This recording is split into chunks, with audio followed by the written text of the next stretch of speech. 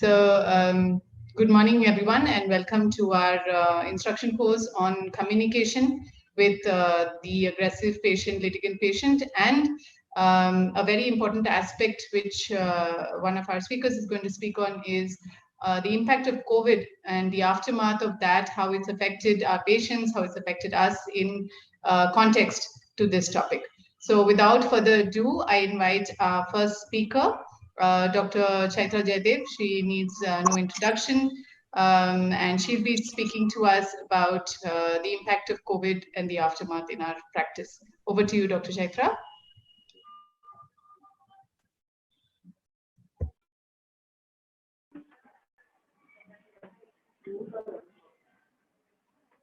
Thanks, Sharon. Am I audible? Yes. Yes. Slides are also visible? Okay, yes, visible. Great. Yes. Thanks. Before I actually start off with this presentation, I'd like to make sure that all of us are fine here, and glad to see you all live after many meetings. So we're finally having our AIOC online virtual. And thanks, Sharon, for this opportunity. I will be speaking on the aftermath of COVID. This is with respect actually to the patient point of view. Of course, it has helped us, to understand the problems that they are going through. The small study that we have conducted at our hospital. I'll also be elaborating a little bit more about it. So I have no financial disclosures. So ironically, it was an ophthalmologist who brought the world the notice to COVID-19, and though it began in China, it has spread far and wide, and it's affected globally millions and millions of people. While we are so focused on how it's affecting us as physicians, how it's affecting our day-to-day practice, how we are dealing with patients, it has definitely created a huge impact on the general population itself. With respect to handling the COVID crisis, handling the disease itself, and also because of COVID, they're not able to access healthcare as easily they could before.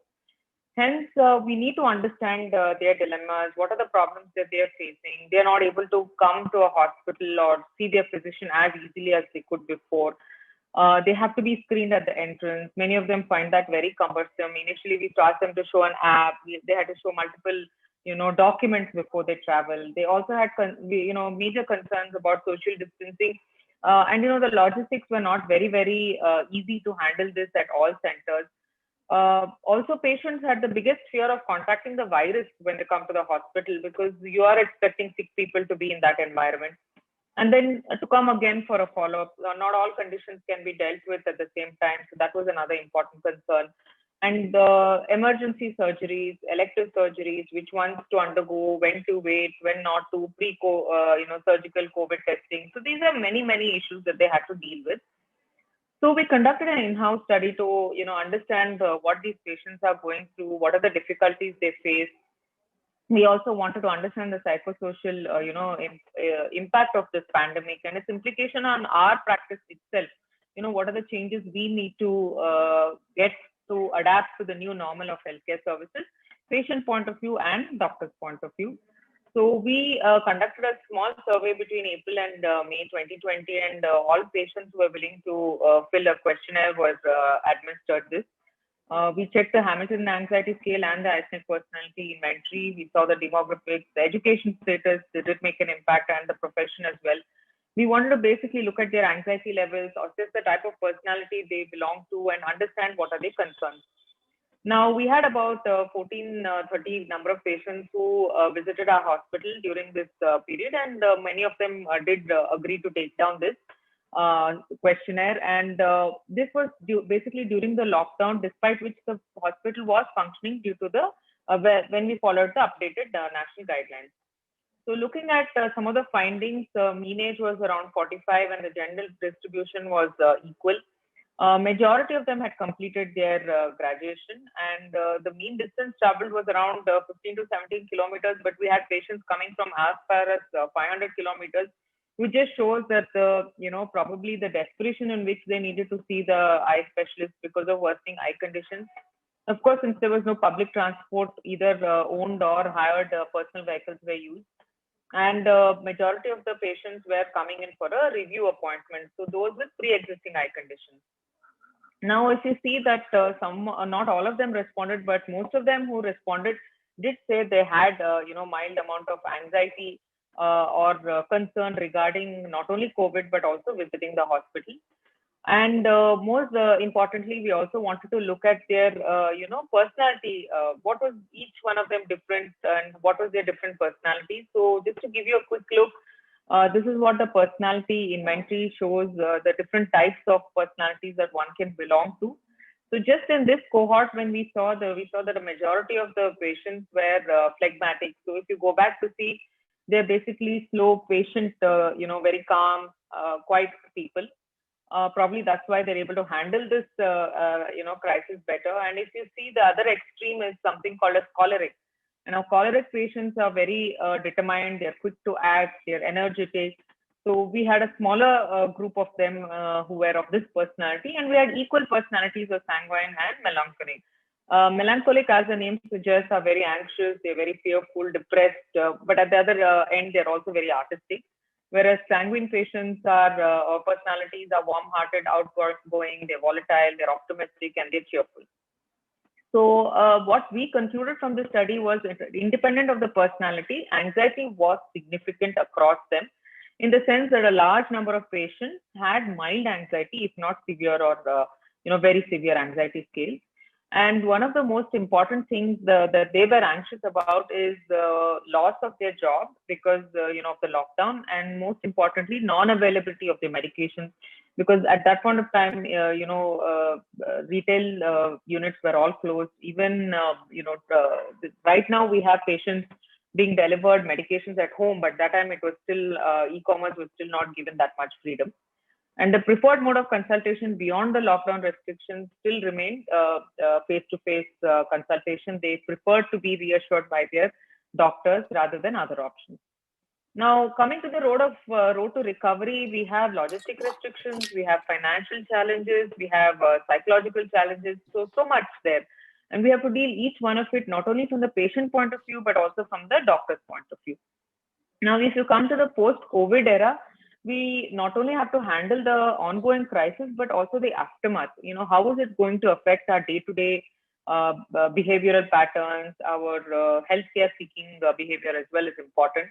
So we now have a mask, it's become part of our wardrobe. Literally, you can't leave the house without a mask. You're also concerned about how the family is going to be affected. You're a medical person or you're a patient visiting the hospital, but am I taking the disease back home? Is the rest of my family going to get affected? So these are some concerns. Also, a lot of our patients are working from home. So they do have right from, musculoskeletal issues to dry eye because of constant digital strain, constantly looking at the screen. And now the only form of entertainment seems to be, looking at your mobile or watching the several web series that are available. Again, that is contributing to the digital screen. And finally, coming to mental health, I think it's the most ignored concern here. It's affecting the healthcare personnel because of the extreme stress of handling COVID patients, and it's also affecting patients who are, concerned about their livelihood, concerned about their disease. So this is some numbers that Cleveland Clinic has shown us. Overall, the stress, anxiety, depression, loneliness, isolation was all very, very significant. And important if you see that the age group is 18 to 34, and the majority of them had stress and anxiety. So again, big cause for concern, and why we need to concentrate on our mental health. And teleconsultation was one option we had, but then again, it does not give the personal touch. Many patients are not able to express, and if you can only see anterior segment or external eye diseases, you can't necessarily examine a patient who has a retinal issue. And then comes the ocular manifestations of COVID itself. A lot of our patients are now coming with several manifestations, which is adding to a new layer of stress and anxiety. Whether it is posterior segment conditions like occlusions, vascular occlusions, which are a consequence of the COVID. We are also having patients presenting to us because of delayed access to healthcare or uncontrolled systemic parameters because they have not been able to get the required medical help and advice. So these are patients coming to us presenting with very, very advanced disease like this. So we have many concerns, both physical, emotional, mental, psychological. So we need to handle all of it. And I think a multidisciplinary option is the best way forward, wherein we're taking care of both the physical and mental health of our patients.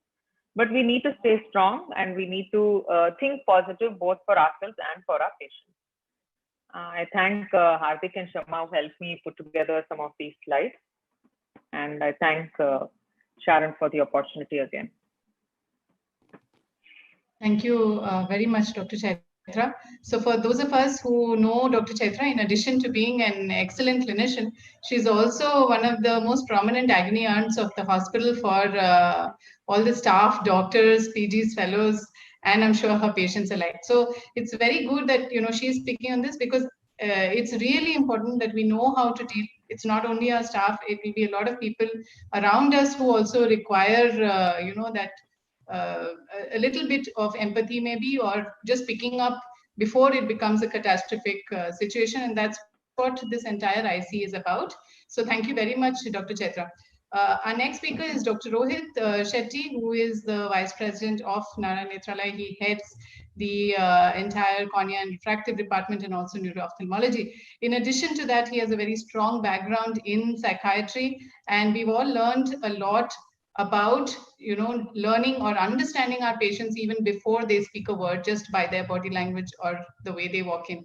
And today he's going to speak, not only give a few insights on what Dr. Chaitra said, but also on a very important aspect of our practice, is how do you deal with a patient who supposedly comes in with a complication from one of your colleagues. What's a good way to handle it diplomatically, and also doing your best for the patient at the same time. Over to you, Dr. Rohit. Thank you so much for joining us. Thank you. Thank you. Am I audible? Yes. Thank you, Sharon. And I'm going to present the shortest presentation in history of AIOS. I'll tell you why. It's very important. This is what I learned my entire life. I want to share this, and I will end my presentation. Just give a few minutes, a minute thought on this. How would you treat or react if this was your case? I don't want to make any presentation. I don't want to make slides. I don't want to make a philosophical thought or anything here. This is what our chairman used to say. If every single patient which comes to you with a second opinion, if you react to this second opinion or at a complication, the way you would do if this was your own case. Everything, how would you talk, give a report, counsel the family, counsel the parents, how would you treat, how do you get the people involved in the whole treatment process? Your 99.99% of the problem is sorted out. So there's no more discussion on this. Whoever is listening to this, this is the golden rule that has been with me all my 20 years of practice is how would you treat if this was my case? Being a tertiary hospital, 40% of our patients are second opinions or some complication done by a colleague of ours. I always tell my people, we all live in glass house. Today you may see a complication of your friend or colleague or partner or a competitor to you, and you feel that, okay, I'm not going to get this in my life. That's a very wrong notion. We all live in glass house. Everybody gets hit. Today it's your colleague, tomorrow it's you. So I can just end my session, my talk here, and we can open the next 5 minutes for discussion, or if you have any case questions on this. Remember this, treat every patient which comes to you, however bitter he is, however unhappy he is, however angry he is with the colleague, irrespective of how is your relationship with your colleague, treat it as though it's your case. Then that's the only take-home point from this talk today. Thank you. Thank you very much, sir. I think it's really a very thought-provoking statement, because we're all going to come across this situation and be on either side of it. So a question for you, sir. if such a patient comes and sometimes they want a day summary or a proof of whatever, some report or some check we've done, how would you handle that, and what's the best way to go about exactly that? the way I would handle if it was my case. I would think 10 times about what I write on that file. I will think 10 times about, I'm thinking that this is going to be a legal document. Yeah. Minute you think that it is your case, you're very cautious about every comma, full stop, and everything you're worried about. If it's somebody else's case, then sometimes we write, this could be because of cataract, this could be because of this. A diabetic patient coming with macular edema after 1 year, 2 years after cataract surgery, if you write post cataract surgery macular edema, would you write that if it was your patient? I would be careful. Post cataract status, macular edema related to diabetic, uncontrolled diabetes is what we would write. Just a simple comma can have a huge impact.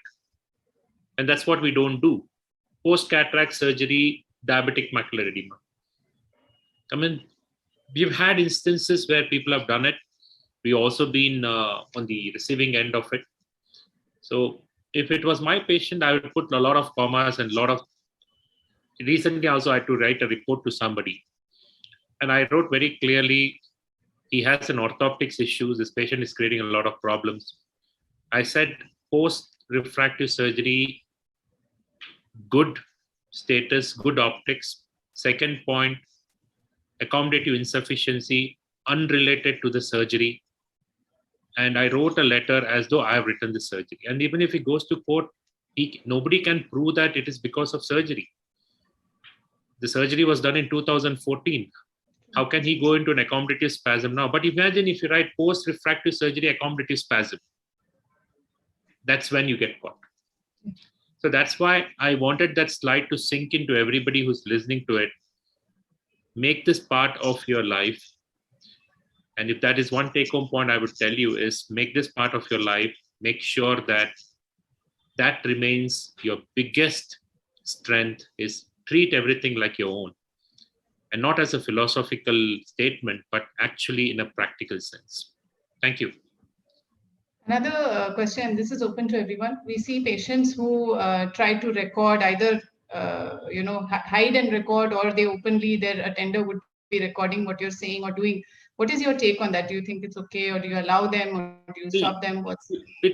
You also have a right to, if I see them recording, I tell them it's not right. You can ask me and record, because you're also a human being. You also have as a right as a human being. It is your privacy being recorded, which is not right.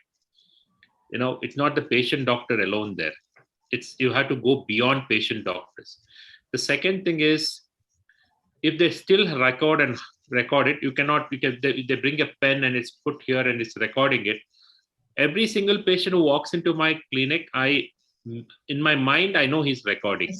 If it's not recorded that day, I consider myself blessing. But that means, imagine that if a camera, look, the way we are sitting here, we know there is a Zoom camera here.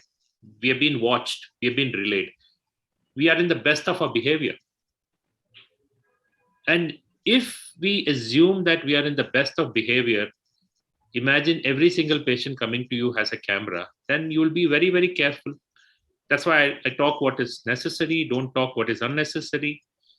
And like I said, it's just impossible. Out of 10, I'm sure 9 are recording.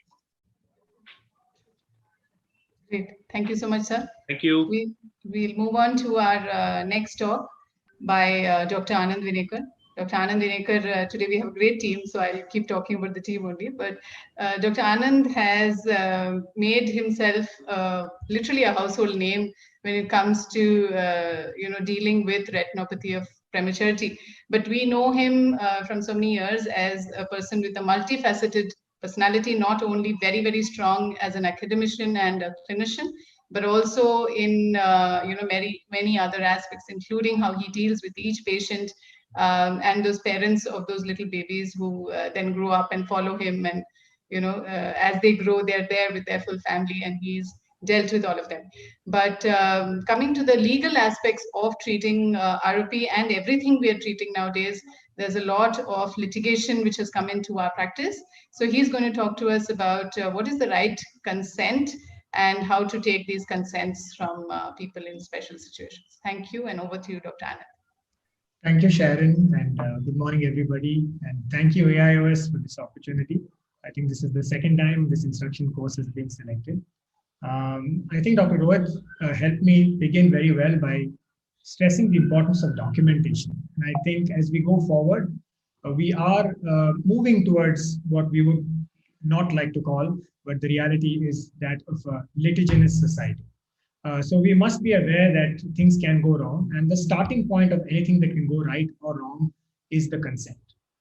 A consent is actually a document that is protected by law, so it comes under the gamut of a medico-legal ensemble, and that is what we have to know as healthcare providers. The MCI in 2018 said that you cannot even examine or, of course, treat any patient without his or her consent, and of course we know that.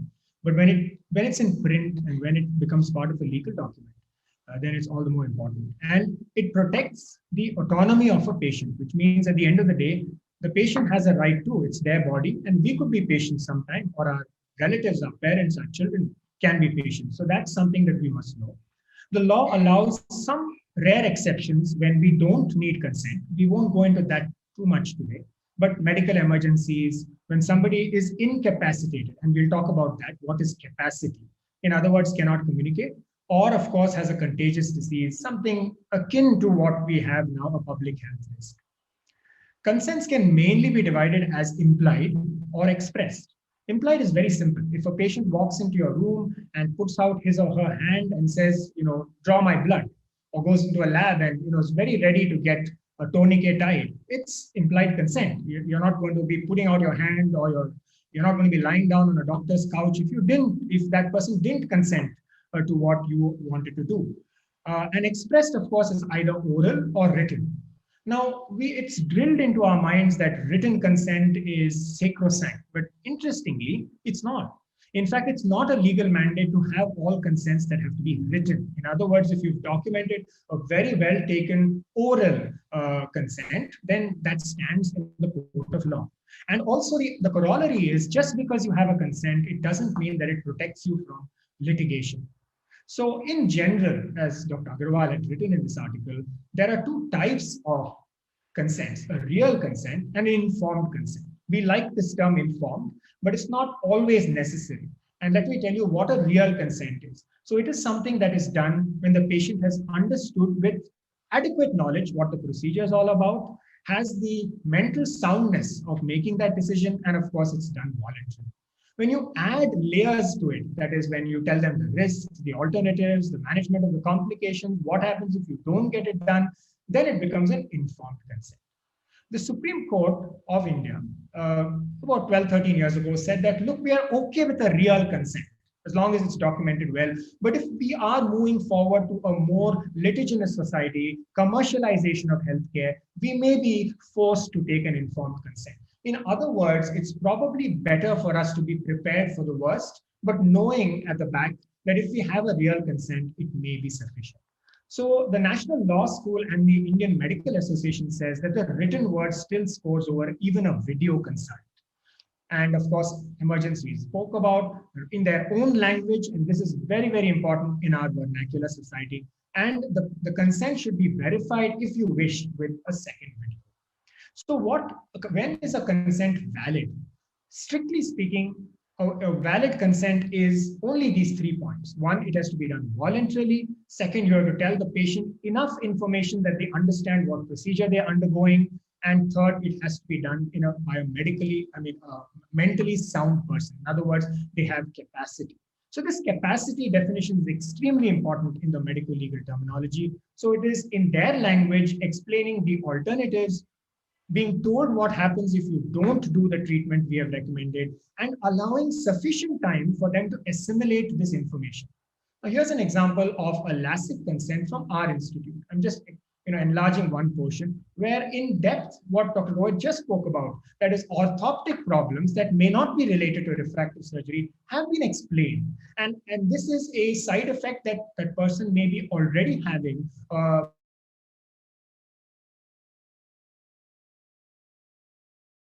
So, jumping the gun, making sure that you've told them all the possible associations as well is one foolproof method of getting an informed consent. Now, despite telling them all that we need to, a patient is entitled to make an irrational decision. Now, that's so important. This means that they can say, look, I know that I might go blind if I don't do what you're saying, but I don't want the surgery. That is an irrational decision. As against an irrationality, if they say that I don't want surgery done because I got up from the right side of my bed, then that's irrationality. This means that they have not been explained well enough the actual effect of the surgery and why they need it. So the law makes a difference, and we have to be sure, therefore, that we engage in this dialogue. So a consent with dialogue is finally the entire process. And best thing for you to do is, when you've had this dialogue, note it down. Mention it somewhere that you've had this dialogue and given them enough time to look at it. Again, here's another example of a patient undergoing refractive surgery. Look what's written right below. Consent given on so-and-so date. And that's not the date of the surgery. The patient goes home with the consent, has enough time to deliberate, of course, after you've had that dialogue, and they come back, and then only it's called making an informed decision with a voluntary choice. The best form of consent you can have perhaps is after you've explained it to them recording it in their own language, handwritten by them and signed by you and a couple of witnesses. This is really like foolproof. This shows that it's in their handwriting, they've understood it, and they've even sort of been given time to deliberate, and you can add all of those clauses inside what they write.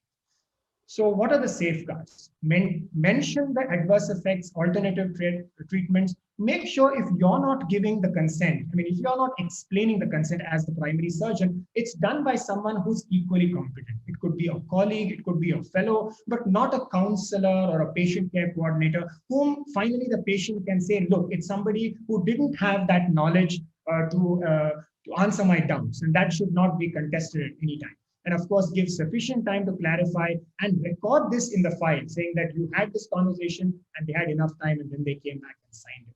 Here are some examples of standard template consents. I'm taking this from the Vitreoretinal Society website, which talks about giving intravitreal. And if you don't have your own consents, you can move there. And we have our own when you're taking for a minor. And when it's very important for a minor, you change the language because it's either a parent or a guardian.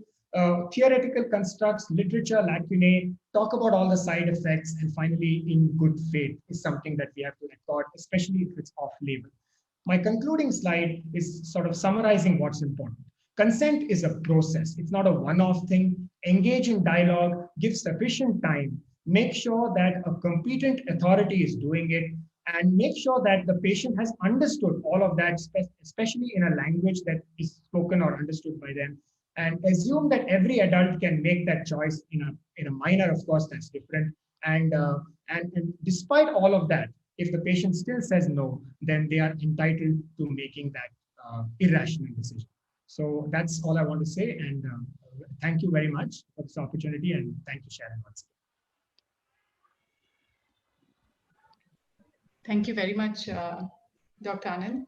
I think in terms of consents, you pretty much covered all the aspects of it, but I just had a few points that came to my mind. You showed this handwritten consent, which was there.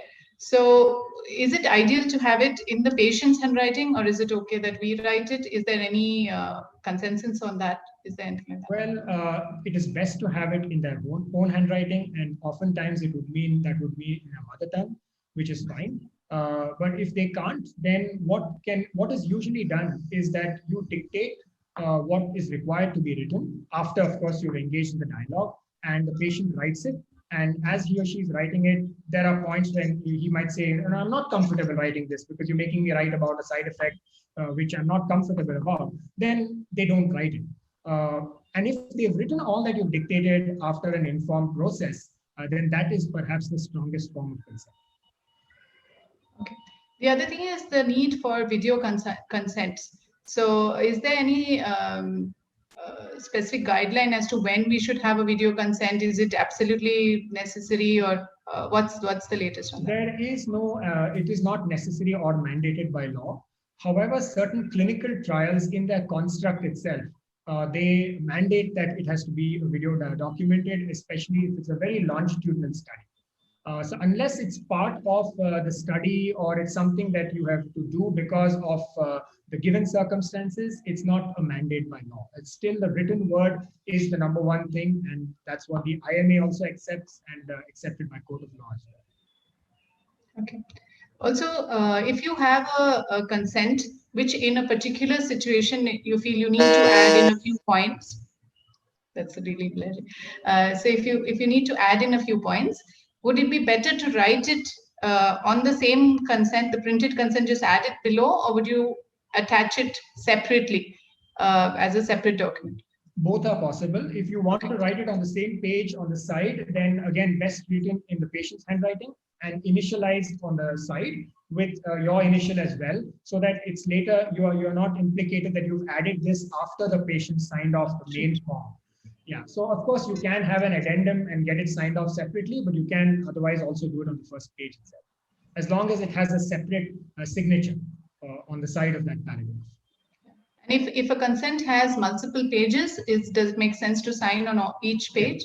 Yes, it's just like any other memorandum of agreement, every single page. And thank you so much. On every page, and a full signature at the end is also fine. It makes sense. Yes.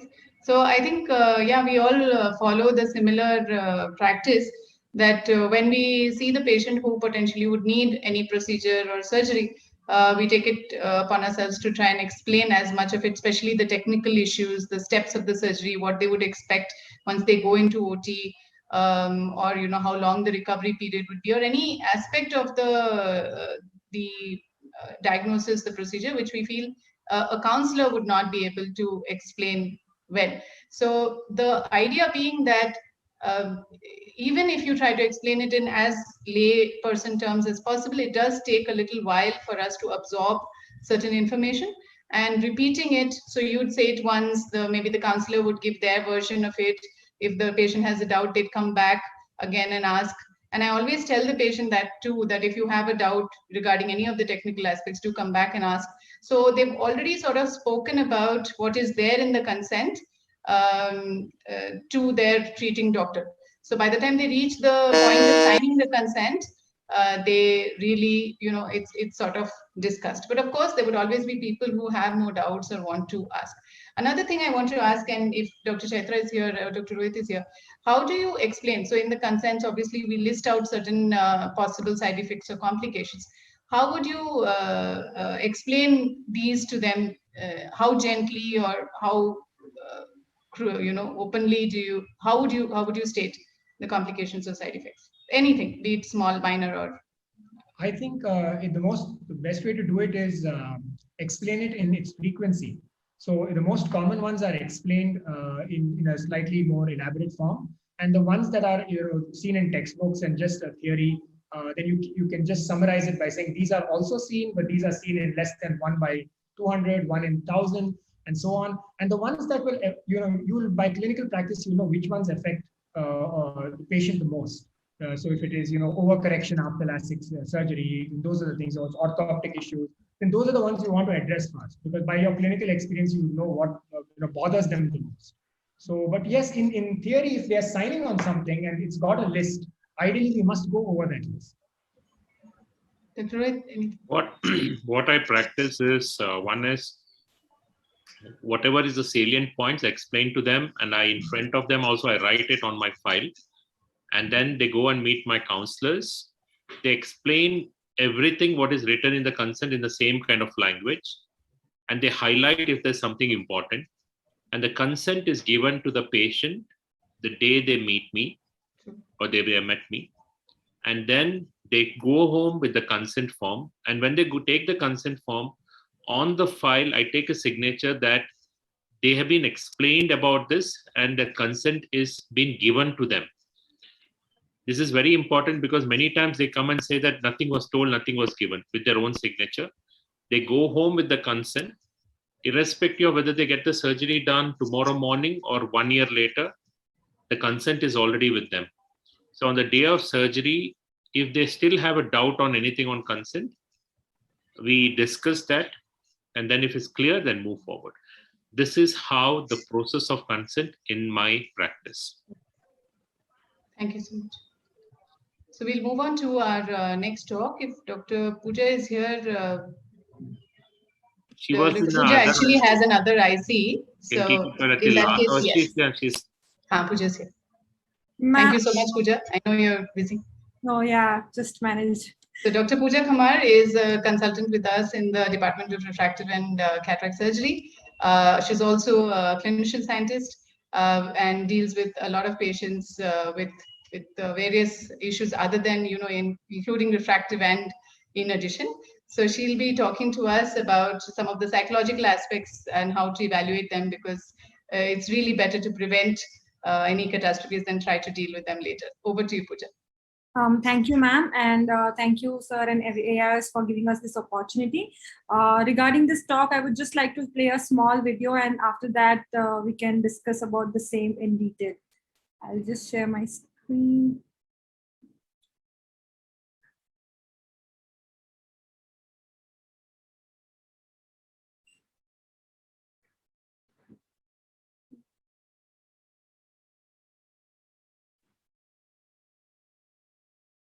The authors have no financial interest in the subject matter of this video.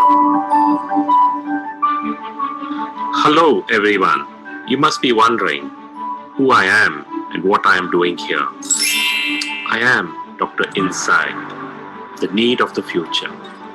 I wear many hats. I'm an ophthalmologist, a psychiatrist, a detective, a Sherlock Holmes who never misses a clue. And finally, I'm a healer of the mind. I was born out of growing negative opinion towards refractive surgeries. Series of reports of psychological distress, patients committing suicide, blamed on poor surgical techniques. We may have the best diagnostics, best lasers, and complete mastery of our skill, but still there is an elusive link. We cannot guarantee patient satisfaction. The Time magazine recently published an editorial on the millennial generation. This latest generation is self-aware, tech-savvy, and have a very different mindset from previous generations.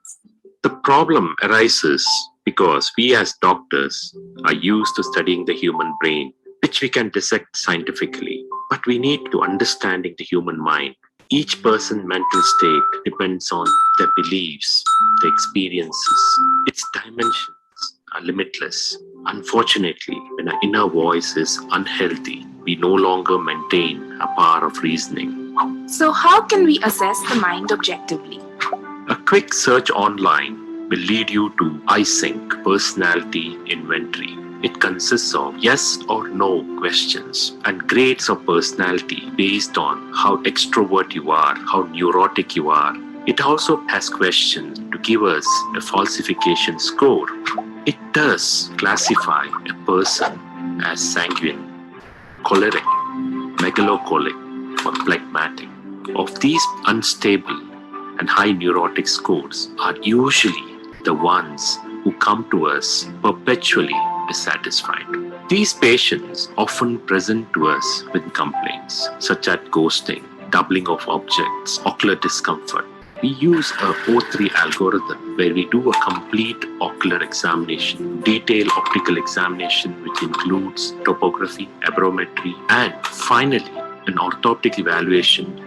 So we asked 250 patients for their post-operative satisfaction. We found that 7 patients were unhappy. Majority had orthoptic imbalance. These patients were also found to have unstable personality types. But what is the connect? The neurological control of accommodation is influenced by state of mind. The near triad depends on coordination between convergence, lenticular accommodation, and pupil constriction. An imbalance of this often triggers a visual disturbance. This can be detected by instruments to measure real-time accommodation, showing a high baseline accommodation. This is what leads to blur and double vision. So how can we integrate this into our practice? Patients who are noticed to display odd or aggressive behavior are asked to fill out a personality questionnaire. We also need to be very vigilant in our observation for clues in patients. We notice how they speak, continuity in their thoughts, the way they dress, the relationship they have with their family members for possible cause of emotional turmoil. If we observe normal behavior patterns, we can go ahead with surgery hassle-free. But when we observe certain suspicious but not specific signs, we take extra precautions prior to surgery.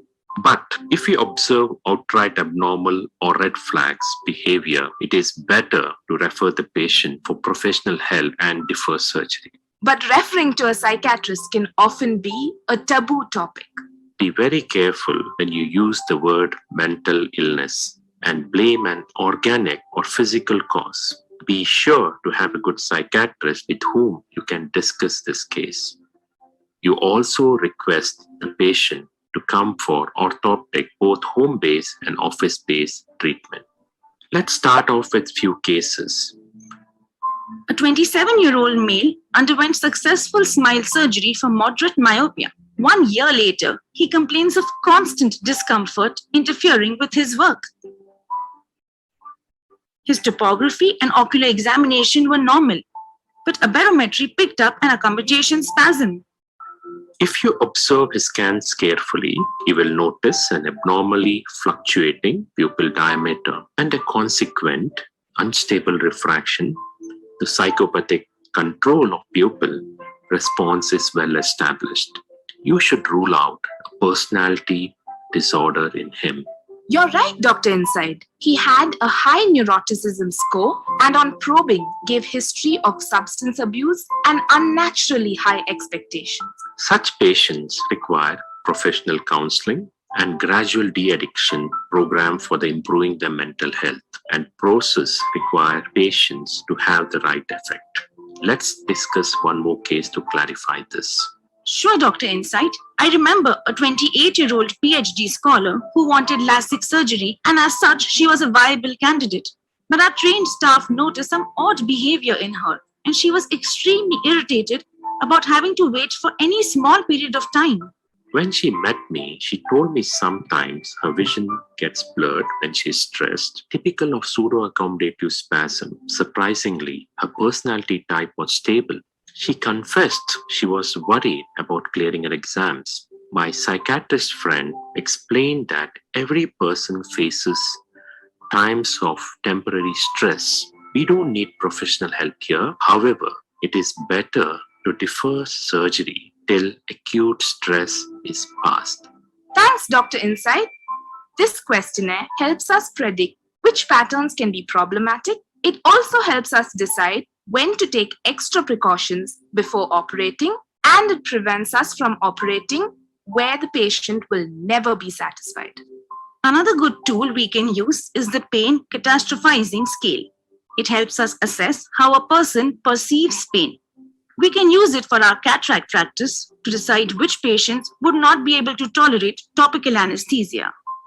Only if we had known when to be cautious, we could have avoided operating in some patients, which ended up being disasters for both us as doctors and for the patient and their family. Hey, that's all for now. I'll meet you next year with some more insights into human behavior and mind. But I forgot to tell you something. You don't need me all the time because I'm in you all the time. I'm simply a more wiser, sensitive, and insightful version of you. You have the power to be the same superhero, the insightful doctor in this video.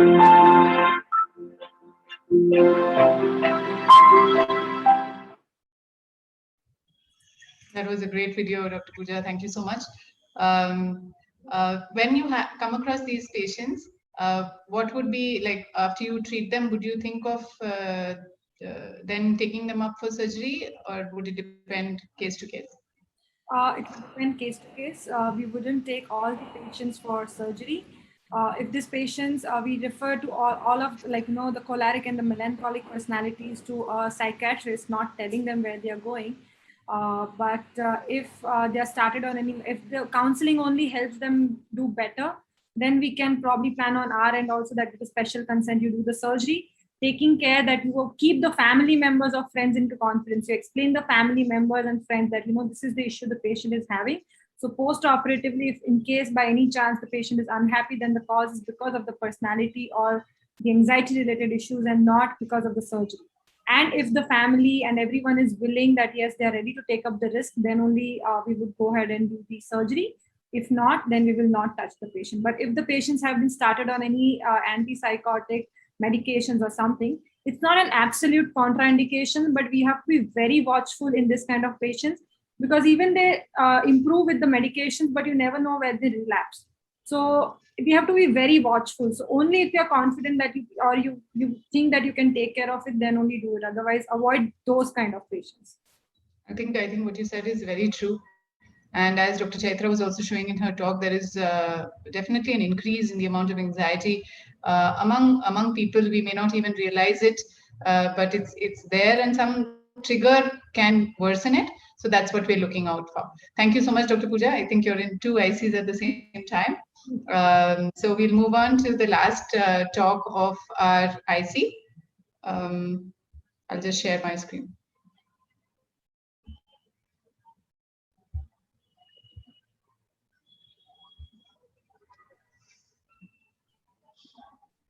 Sorry, 1 second.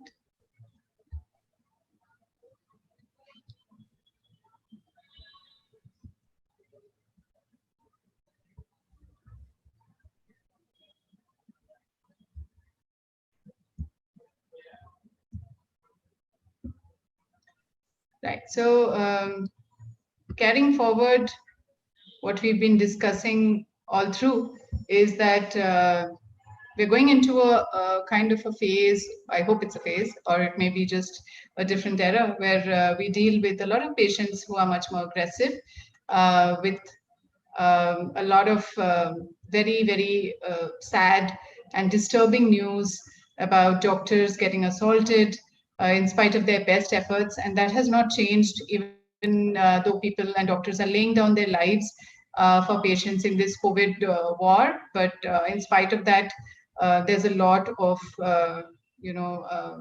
situations we hear about where there is a doctor or staff who's been assaulted, or hospitals and clinics which have been damaged or broken.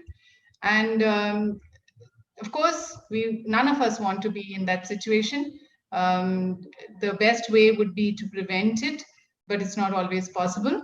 So I will just run through what we do, in our clinic, in our hospital, small things which may help. So one of the first things is to try and address it before it escalates. So how do we know to address it? So the aggressive patient can be of two different kinds. One is, of course, there could be the very obvious one where they are physical or actually breaking things, and that's, of course, doesn't need any sort of tip out. But it could also be very subtle changes in their body language or their behavior.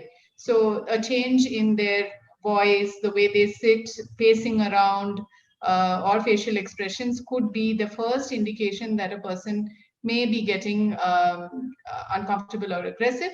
And sometimes it may not even be in your own chamber. It could be in the reception or waiting area.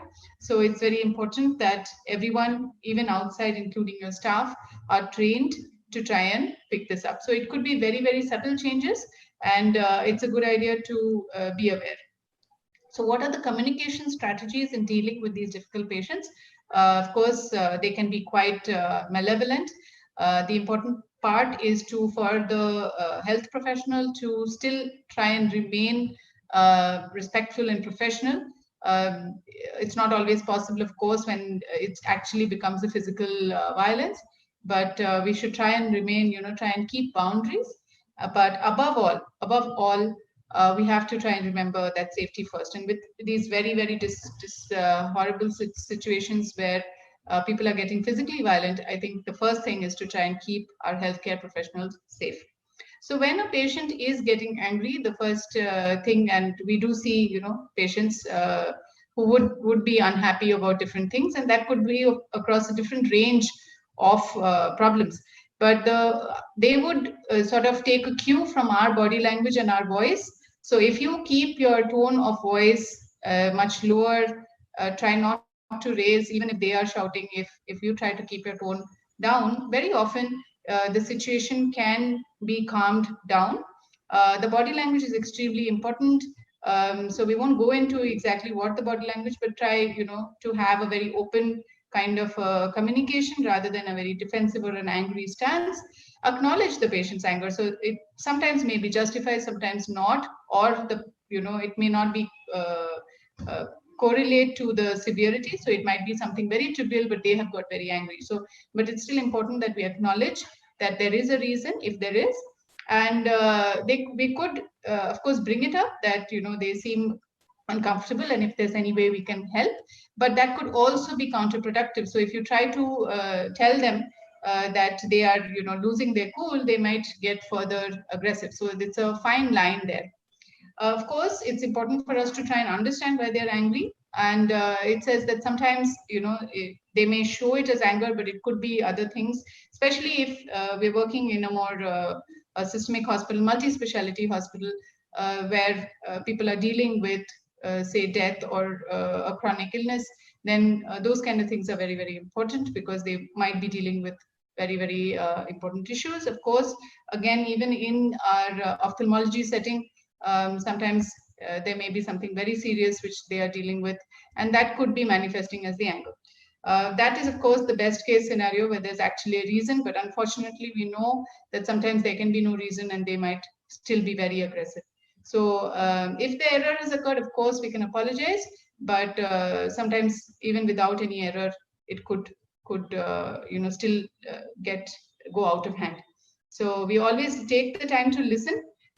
Best idea is to try and, if there is a mob kind of situation, is to try and get as many people from your own institute along with you to try and safeguard the situation. When someone is already angry, it's better to avoid trying to get angry yourself, or if they're very abusive, it's a good idea to remove yourself from that situation. And definitely, if there's any threat of a physical harm, then we should remove ourselves and prioritize safety. So in that case, it's a good idea to have, if you sense that the situation is going out of hand, to bring yourself closer to the exit. But of course, all of this works only for verbal violence and not for physical violence. When it's an angry mob, there's really no arguing with them or no trying to explain anything. And at that point, it becomes your security first. There's no reasoning with the mob. And for this, of course, having some sort of security is essential. We may not always have a huge security force, and we do know that the security guards who work in a hospital or in such situations are not really the strongest people there, and they may not be able to stop an angry mob. But the idea is to try and prevent escalation. So as I was saying, you train your front office and support staff to pick it up. Notices about CCTV coverage are very important. They work as a deterrent. So they can be put up prominently if you have this facility, and notices saying that also that if violence is punishable. Good security officers also help, but a good relation with your local police force may also help, because then they could come in short notice if there was ever a requirement.